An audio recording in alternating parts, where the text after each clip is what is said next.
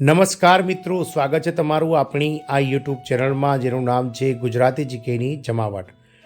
તો મિત્રો, રાજ્ય સરકાર દ્વારા આ કર્મચારીઓને નવા વર્ષની મોટી ભેટ આપવામાં આવી છે. હવે 1 જાન્યુઆરી 2025થી જ્યારે નવું વર્ષ શરૂ થઈ ગયું છે ત્યારે આ રાજ્ય સરકાર દ્વારા આ વિભાગના માનદ વેતન મેળવતા કર્મચારીઓના માનદ વેતનમાં વધારો કરવાની ખાતરી આપવામાં આવી છે. ત્યારબાદ આ વધારો જે છે તે મિત્રો જાન્યુઆરી મહિનાથી અમલમાં આવશે અને ફેબ્રુઆરી મહિનાથી જે છે તે ખાતામાં રકમ વધીને પગાર વધીને આવશે તેવું સરકાર દ્વારા જે છે તે મિત્રો જાહેર કરવામાં આવ્યું છે. સાથે મિત્રો પ્રોત્સાહક રકમમાં પણ ફેરફાર કરવામાં આવ્યો છે. જાણી વિડીયોમાં વિગતવાર કે કઈ રાજ્ય સરકાર દ્વારા રાજ્યના વિભાગના કર્મચારીઓના માનદ વેતનમાં વધારો કરીને પ્રોત્સાહક રકમમાં પણ વધારો કરવામાં આવે છે તેને લઈને વિડીયોમાં વિગતવાર ચર્ચા કરીએ. તો વિડીયોના અંત સુધી તમે બન્યા રહો જેથી કરીને ચેનલ પર મૂકવામાં આવતા વિવિધ ભરતીઓના નોટિફિકેશન, વિવિધ ભરતીઓના પરિણામ સાથે જીકેના વિડીયો અને સરકારી કર્મચારી પેન્શનર્સ યોજનાઓને લગતા પરિપત્રો તમને અમારી ચેનલના માધ્યમથી ઉપલબ્ધ થઈ જાય.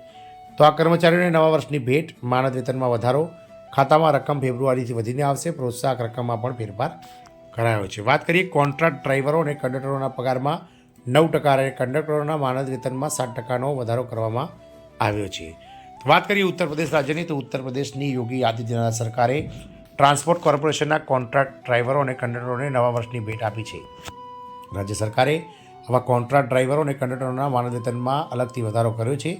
નવા દરો 1 જાન્યુઆરી 2025થી લાગુ કરવામાં આવશે. આ સંદર્ભે રોડવેઝના જીએમ પર્સનલ દ્વારા પ્રાદેશિક સંચાલકોને આદેશો જારી કરવામાં આવ્યા છે. ઉત્તર પ્રદેશની યોગી આદિત્યનાથ સરકાર દ્વારા પરિવહન મંત્રી જે છે તે ઉત્તર પ્રદેશના શ્રી દયાશંકર સિંહે જણાવ્યું હતું કે કોન્ટ્રાક્ટ ડ્રાઈવરો અને કંડક્ટરોના પગારમાં 9% અને કંડક્ટરોના પગારમાં 7%નો વધારો કરવામાં આવ્યો છે.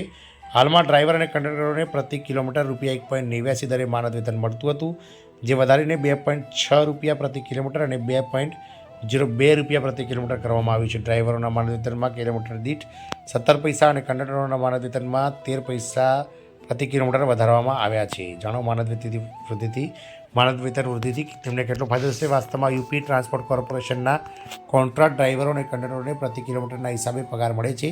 હાલમાં પગાર ₹1.89 પ્રતિ કિલોમીટર છે, પરંતુ નવા આદેશ અનુસાર કોન્ટ્રાક્ટ ડ્રાઈવરોમાં 17 પૈસા વધીને ₹2.6 અને કોન્ટ્રાક્ટ ડ્રાઈવરોને પ્રતિ કિલોમીટર 13 પૈસા વધીને ₹2.2 પ્રતિ દિવસ મળશે. આનાથી પગારમાં ₹3,000 સુધીનો લાભ મળશે.